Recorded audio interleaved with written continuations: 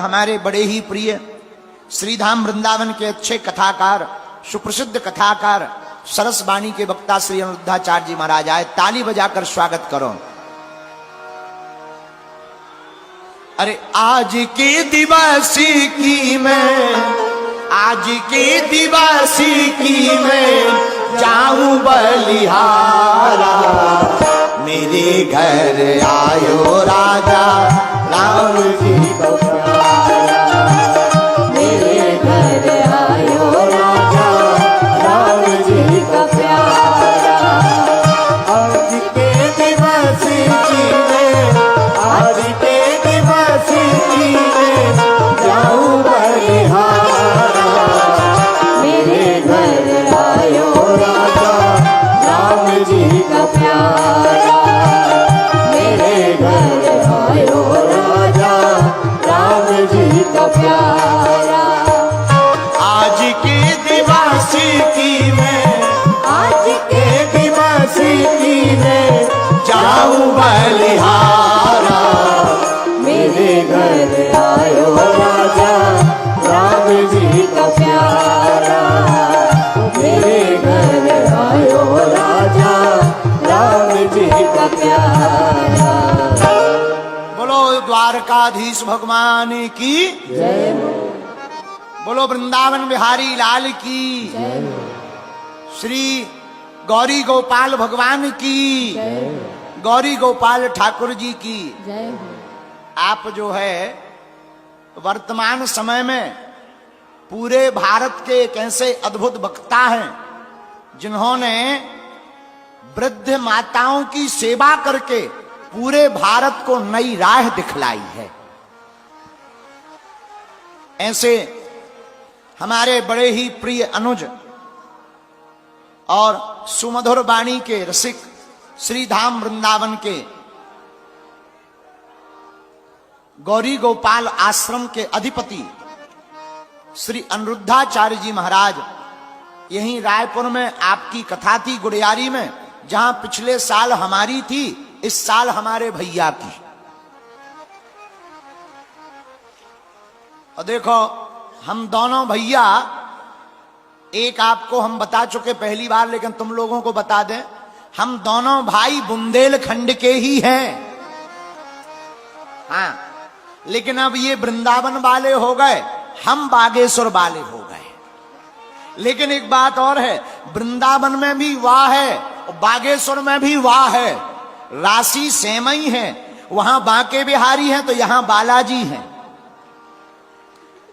ऐसे जो है आचार्य श्री आज कथा में आए हैं। निश्चित रूप से हमको अति प्रसन्नता पहुंची और हम भी कथा में गए थे।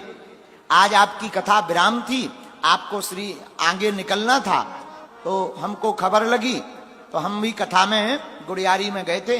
अब आप पधार गए, खूब खूब व्यासपीठ से साधुवाद, इनको किसी की नजर ना लगे। विराजे 26 के 27 तारीख को, क्षमा करना 26 तो कल ही है। आप भी जय जय जय जय।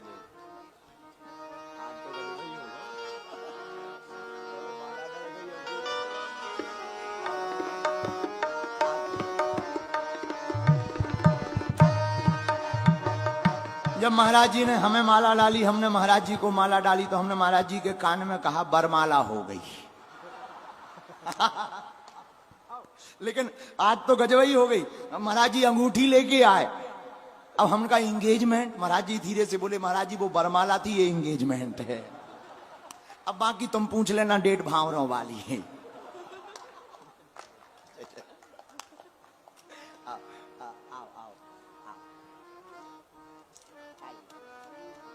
कैसे हो?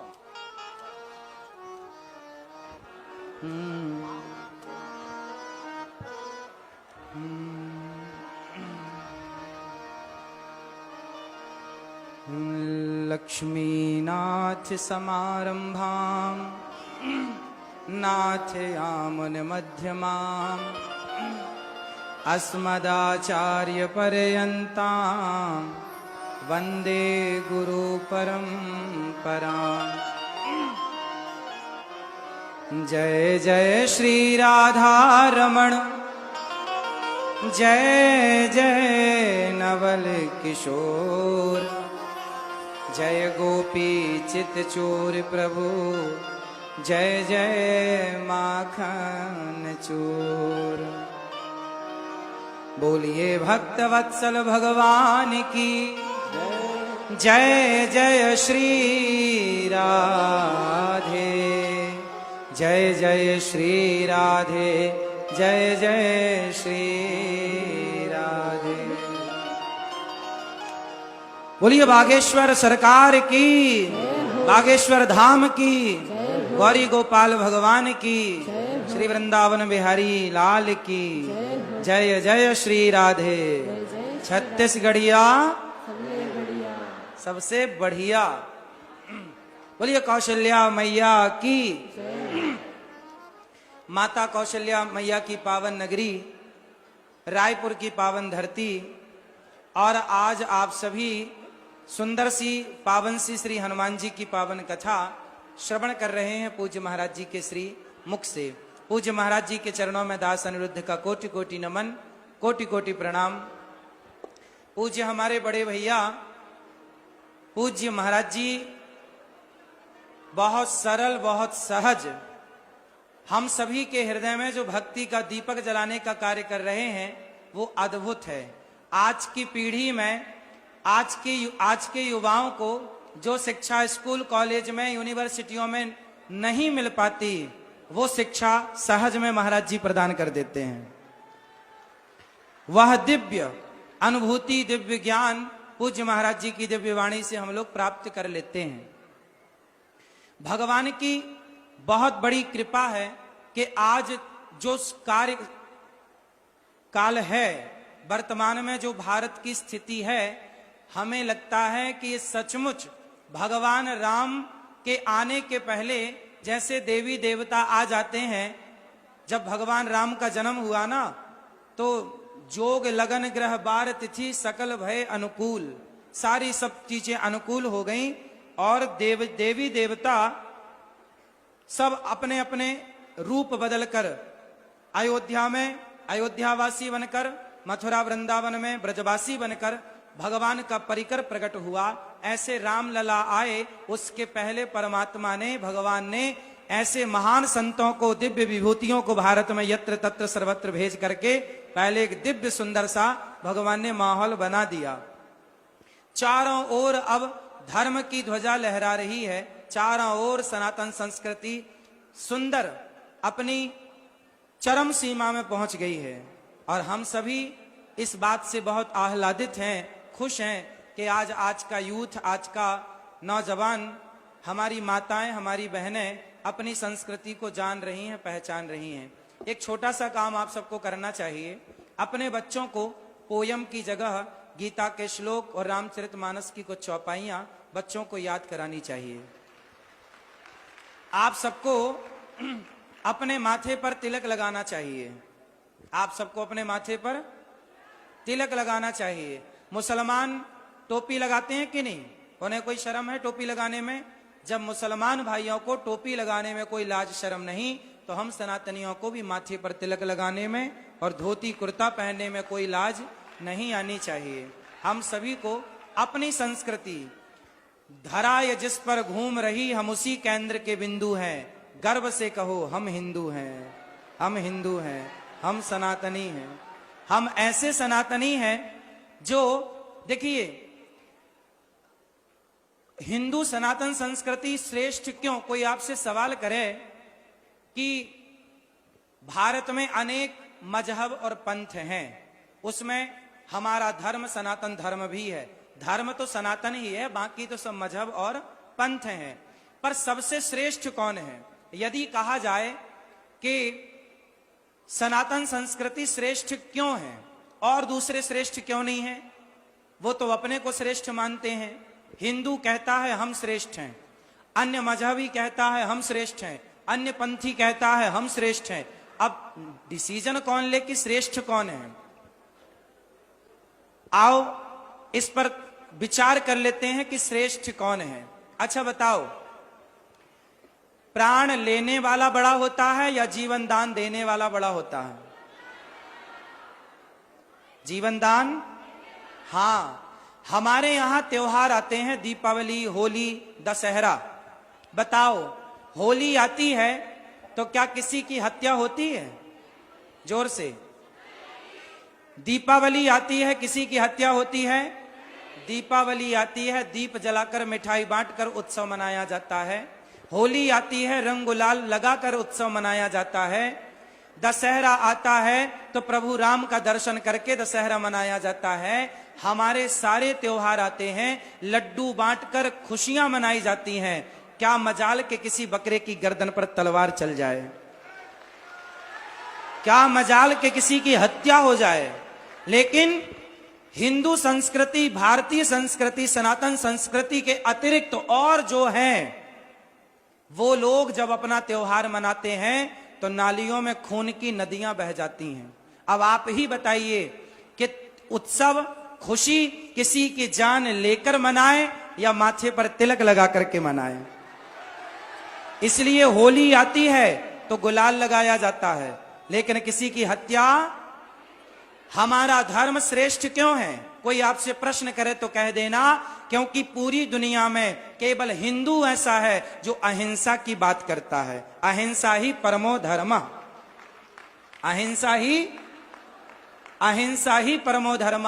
ये अहिंसा की बात करने वाला पूरी दुनिया में कोई है तो सनातन धर्म में ही अहिंसा की बात होती है। इस धरती पे आप बताइए, हमारे पूज्य महाराज जी सनातन की देश विदेश में जा जाकर के सेवा कर रहे हैं। इनके माध्यम से कितने लोगों की शराब छूट गई, कितने लोगों का मांस छूट गया, कितनों की बिगड़ी जिंदगी बन गई। इन्होंने आज तक केवल ये बताया है कि हमें प्राणों की रक्षा करना है, प्राणों का हरण करना इन्होंने कभी नहीं सिखाया। हमारी संस्कृति, हमारा कोई भी धर्म गुरु, कोई भी संत हमारे को दया पहले सिखाई जाती है। दया धर्म का मूल है, पाप मूल अभिमान, और तुलसी दया न छोड़िए जब तक घट में प्राण। इसलिए आप भी अपने बच्चों को अपने धर्म के बारे में बताओ। अच्छा, आप सनातन धर्म को कितना जानते हैं? आज सबसे बड़ी विडंबना यह है कि हम लोग अपनी संस्कृति को समझना नहीं चाहते, अपने धर्म को समझते नहीं है। अच्छा बताओ, कर्म बड़ा है या धर्म बड़ा है? जोर से। कर्म बड़ा है। कितने लोग इस बात का समर्थन करेंगे कि कर्म बड़ा है? बहुत लोग कह रहे हैं कर्म बड़ा है। चलो, अब धर्म बड़ा है, कितने लोग मानेंगे? ठीक है, बहुत लोग हैं जो धर्म को बड़ा मान रहे हैं, पर कुछ लोग हैं जो कर्म को भी बड़ा मानते हैं। अच्छा, कर्म, यदि आप कहते हैं जी कर्म बड़ा है, क्योंकि आपने ट्रक के पीछे लिखा तो पढ़ा होगा कर्म ही पूजा है, और ये बात ट्रकों के पीछे लिखी रहती है क्योंकि अधूरा है ना। कर्म ही पूजा है, ये सेंटेंस अधूरा है। पूरा करेंगे कैसे? देखो, कर्म, अब कसाई गाय काटता है, बकरा काटता है, तो आप कहोगी जी कर्म पूजा है, तो क्या कसाई का गाय काटना पूजा है? शराबी शराब पी रहा है, पूछो क्या कर रहे हो? बोलो हम तो अपना कर्म कर रहे हैं। तो क्या शराब पीना ये कर्म सही है, श्रेष्ठ है? कर्म ही पूजा है, ये बात अधूरी है। समाज में कुछ चीजें अधूरी चल रही हैं, उन्हें आपको पूरा करना है सत्संग से, ऐसे महान विभूतियों की संगति से। कर्म ही पूजा है ना। कब पूजा बनेगा? क्या शराबी का शराब पीना ये कर्म पूजा है? क्या कसाई का मांस काटना, गाय काटना, क्या ये कर्म पूजा है? कर्म बड़ा तब बनेगा जब वो धर्म से जुड़ेगा। इसलिए वो कर्म श्रेष्ठ है जो धर्म युक्त है। धर्म कितने प्रकार का होता है? धर्म कितने प्रकार का है? 4 प्रकार का। एक सामान्य धर्म, एक विशेष धर्म, एक सामान्यतर धर्म, एक विशेषतम धर्म। एक सामान्य धर्म, एक विशेष धर्म, एक विशेषतर और एक विशेषतम। 4 धर्म हैं। चारों की प्रतिमूर्ति राम, लक्ष्मण, भरत, शत्रुघ्न है। ये विषय आप समझो, लेकिन एक चीज समझाता हूं जिससे आप समझ जाएंगे पूरा। अच्छा बताओ, कर्म 2 प्रकार के होते हैं, धर्म 4 प्रकार का, और कर्म होते तो 3 प्रकार के हैं कर्म। एक कर्म होता है जो हम कर रहे हैं, जिसे कहते हैं कर्म, अच्छा कर्म, बुरा कर्म। कर्म कितने प्रकार का है? होते तो 3 प्रकार के हैं, पर उस 3 में ना जाकर 2 प्रकार के समझेंगे। प्रारब्ध एक होता है, क्रियमाण होता है और संचित होता है। ये 3 प्रकार के कर्म हैं, पर इनमें ना जाकर सरल भाषा में समझो। कर्म 2 प्रकार का होता है, एक अच्छा कर्म और एक बुरा कर्म। अब अच्छा कर्म क्या है और बुरा कर्म क्या है, ये दोनों में अंतर कौन बताएगा? बताओ, ये अच्छा है और ये बुरा है, ये कौन बताएगा? हाँ, ये कौन बताएगा? धर्म। ये कौन बताएगा? इसके लिए आपके भीतर धर्म का होना आवश्यक है। जिसके भीतर धर्म है वो जान लेगा कि ये कर्म करने योग्य है और ये कर्म करने योग्य। शराब पीना, क्या ये कर्म करने योग्य है? हत्या करना, क्या ये कर्म करने योग्य है? फिर जो कर्म त्यागने योग्य हैं वो त्याज्य कर्म हैं, उन्हें त्याग दीजिए। उन कर्मों को कभी ना करिए। जो कर्म करने योग्य है वो कर्म करिए। और करने योग्य कर्म में मन तब लगेगा जब भीतर धर्म होगा। धर्म ही आपको सही कर्म की ओर प्रेरित करता है। इसलिए अपने कर्म को सुधारना चाहते हो, आप झूठ बोलते हैं या नहीं? हाँ या ना? तो झूठ बोलना पाप है, नदी किनारे सांप है। किस किसने सुना है? झूठ बोलना पाप है, नदी किनारे सांप है, और काली मैया आएंगी और घींच काट के ले जाएंगी। तो झूठ बोलना, लेकिन आप जानते हैं पर मानते नहीं हैं, क्योंकि आप कर्म तो कर रहे हैं, धर्म का ज्ञान नहीं है। इसलिए वो कर्म कर रहे हैं जो कर्म आपको नरक ले जाएंगे। धर्म आपको नरक नहीं जाने देगा। धर्म आपको कभी गलत राह पर जाने ही नहीं देगा। बार बार धर्म आपको कहेगा, भाई ये गलत है, सही राह पर आ जा, सही राह पर आ जा, सही राह पर आ जा। इसलिए भीतर धर्म का होना आवश्यक है। धर्म ही वो चीज है, वो वस्तु है जो इंसान को इंसान। राम के पास क्या था? उत्तर दो। और रावण के पास क्या नहीं था? रावण के पास धर्म था। रावण के पास धर्म होता तो सीता मैया को क्यों चुराता? रावण के पास धर्म। अब आप कहते हो कर्म बड़ा है, कर्म ही पूजा। तो रावण ने सीता मैया को चुराया तो कर्म ही तो किया था। क्या यह कर्म पूजा है? रावण कर्म तो करता था पर उसे धर्म का ज्ञान था, लेकिन वो मानता नहीं था। पंडित था ना बहुत बड़ा, उसे क्या ज्ञान नहीं था? हम उसे मूर्ख नहीं कह सकते। ज्ञानी तो था पर मानता नहीं था। तो जो ज्ञानी है पर माने ना, उस ज्ञान का करोगे क्या? रावण के पास ज्ञान था पर वो ज्ञान को चरितार्थ नहीं करता था। अच्छा, राम के पास क्या था? धर्म। और रावण के पास क्या नहीं था? इसलिए रावण के पुतले जलाए जाते हैं और राम के मंदिर बनाए जाते हैं, क्योंकि राम के पास रामो विग्रहवान धर्म। रावण के पास था भरा सोना खचा खचलंक की दीवार में, एक रत्ती नहीं मिला रावण को मरती वार में। जाने ना देना धर्म, करना लोभ मत धन धाम का, और धर्म ही जाता रहा तो धन रहा किस काम का। यदि आपका धर्म चला गया, आपसे प्रश्न है, आपका धर्म चला गया तो आपके पास बचा क्या? इसलिए धर्म मत जाने दो। आप यदि मांस खाते हैं तो आप किसी की हत्या का पाप माथे पर ले रहे हैं, क्या यह धर्म है? अरे पाकिस्तानी मांस खाएं तो चलता है, पाकिस्तानी गाय काट ही रहे हैं, बकरा काट ही रहे हैं, लेकिन हम सनातनी, हमसे तो उम्मीद ये नहीं है। जब वशिष्ठ जी भरत जी से बोले, ऐ भरत तुम राजा बन जाओ, तुम्हारे भैया अयोध्या से वनवास चले गए हैं, अब तुम राजा बन जाओ। भरत जी बोले, गुरु जी यदि मैं राजा बना तो ये पृथ्वी रसातल में चली जाएगी। वशिष्ठ जी बोले, कि रावण जैसे दुष्ट हैं, उनके पाप से पृथ्वी रसातल में नहीं गई। हिरण्याक्ष हिरण्यकश्यपु जैसे दुष्ट हैं, उनके पाप से पृथ्वी रसातल में नहीं गई। भरत तुम्हारे जैसा धर्मात्मा राजा बनेगा तो पृथ्वी रसातल में क्यों चली जाएगी? भरत जी बोले, इस पृथ्वी को धर्म की उम्मीद रावण हिरण्याक्ष हिरण्यकश्यपु से नहीं है, इस धरती को उम्मीद धर्म की हम जैसे भरत लोगों से है। यदि हम जैसे लोग अपने भाई को वनवास भेज के भाई की संपत्ति पर कब्जा करेंगे तो ये पृथ्वी किसके बल पर जिएगी, किसके बल पर टिकेगी? इसलिए जमाना झूठ बोले तो बोले, जमाना मांस खाए तो खाए, जमाना शराब पिए तो पिए, चूल्हे में जाए। आप तो सत्संगी हो, आप तो सत्संगी हो। यदि आप 3 घंटे कथा सुने, आप घर में राम राम जपे और आप भी यदि मांस खाए, शराब पिए, तो बताओ धर्म कहां जाएगा? धर्मः कम शरणम गतः, धर्म किसकी शरण में जाएगा, कहां जाएगा? अरे धर्म टिका है। माना कि दुनिया में, भारत में 99 लोग बेईमान हैं, पर जो 1% अच्छे लोग हैं ना, ये धरती रायपुर में लाखों की आबादी होगी, लेकिन लाखों की आबादी के बल पर धर्म नहीं टिका।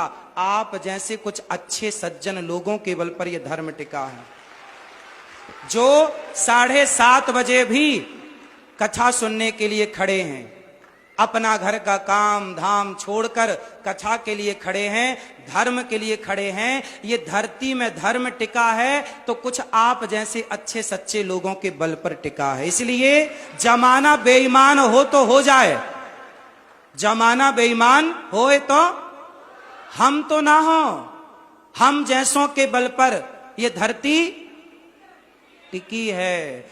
इसलिए धर्म कहता है राम की जीत, राम की जीत नहीं है, धर्म की जीत है।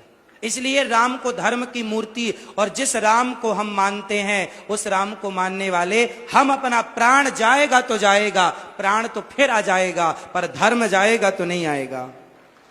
इसलिए प्राण जाए पर वचन मीन्स धर्म, प्राण जाए पर धर्म न जाए। इसलिए आज मुझे पक्का वादा करो, पूज्य महाराज जी इतनी सुंदर कथा सुना रहे हैं, आप किसी भी परिस्थिति में कोशिश करो कि झूठ नहीं बोलेंगे। किसी भी परिस्थिति में भूखे मरेंगे तो मरेंगे, पर मांस नहीं खाएंगे। आप मांस तो वैसे भी नहीं खाते होंगे, फिर भी मत खाइएगा। खाता भी कोई हो तो मांस नहीं। शराब लोग पिए तो पिए, आप मत पीजिएगा, क्योंकि जिम्मेदारी किसकी है? आपकी। क्योंकि धर्म को लेकर चलने वाले कौन हैं? आप।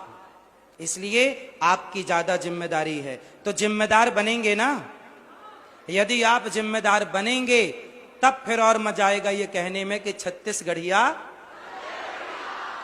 जब सबसे बढ़िया और बन जाओगे, मांसाहार, शराब बिकनी ही नहीं चाहिए छत्तीसगढ़ में, मांस बिकना ही नहीं चाहिए छत्तीसगढ़ में, तब और मजा आएगा ये कहने में कि छत्तीसगढ़िया।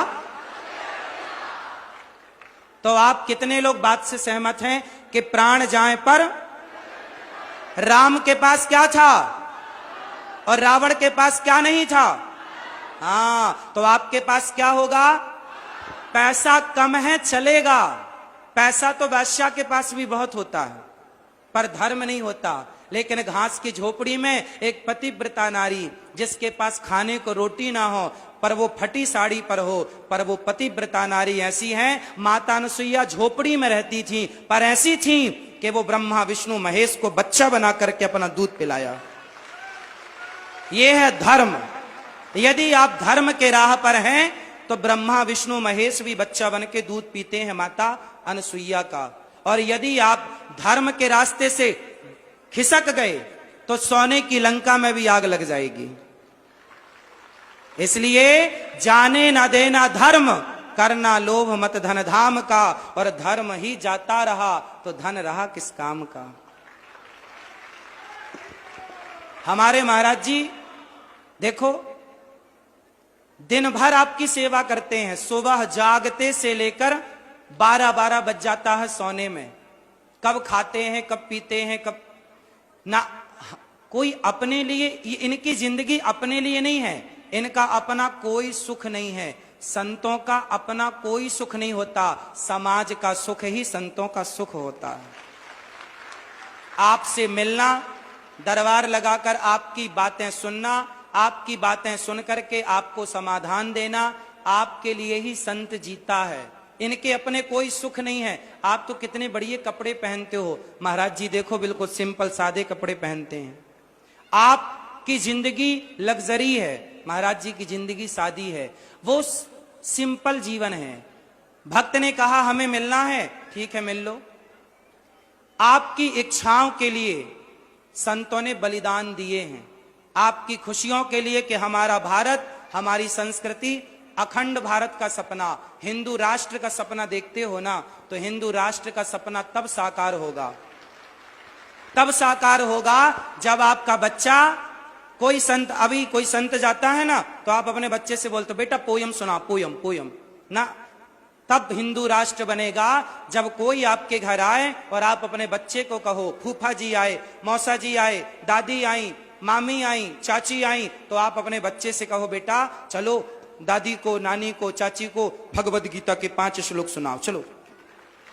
जब आपके बच्चे गीता के श्लोक सुनाने लग जाएंगे, रामचरितमानस की चौपाइयां सुनाने लग जाएंगे, कल 26 जनवरी है, 26 जनवरी में हम राष्ट्रगान गाते हैं, देश के लिए गीत गाते हैं। हमें भगवद गीता भी गाना चाहिए, हमें रामचरितमानस की चौपाइयां भी गाना चाहिए।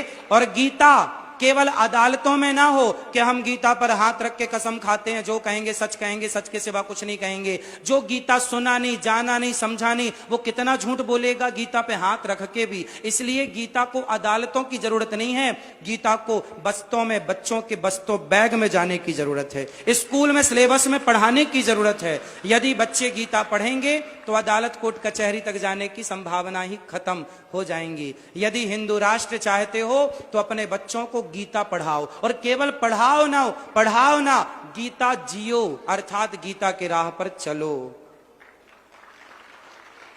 रामचरितमानस के राह पर चलो, प्रभु राम के राह पर चलो।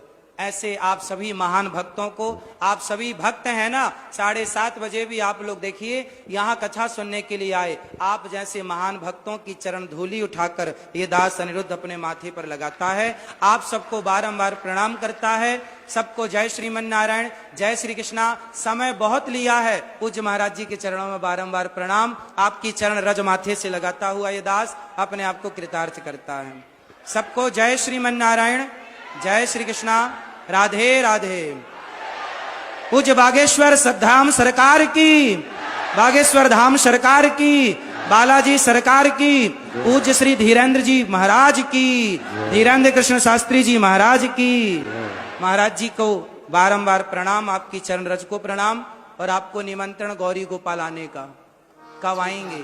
शीघ्र, कब आएंगे? बस आएंगे, वचन दे दें तो मुकर न जाए, इसलिए अब जब भी वृंदावन आएंगे गौरी गोपाल। वाह, महाराज जी वादा किए हैं, अब जो वादा किया वो निभाना पड़ेगा। अब महाराज जी ने बोला है कि जब वृंदावन आएंगे तो गौरी गोपाल जरूर आएंगे। आपके श्री चरणों में आपकी सुंदर सी मुस्कान बनी रहे, और पूज्य महाराज जी को किसी की नजर, आप यूं ही सदा खुश रहो, ये दुआ है हमारी। राधे राधे। आप सभी को बारंबार नमन। राधे। हमारे बसंत भैया के लिए सुंदर तालियां।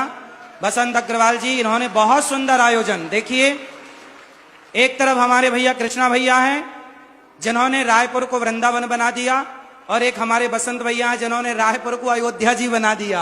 एक तरफ वृंदावन, एक तरफ अयोध्या जी, एक तरफ हनुमान जी की कथा, प्रभु राम की कथा, और एक तरफ भगवान श्री कृष्ण की कथा। आप लोग भले अयोध्या जी नहीं गए, लेकिन अयोध्या वृंदावन दोनों रायपुर आ गए। जय हो। श्री सीताराम भगवान की, बागेश्वर हनुमान जी महाराज की।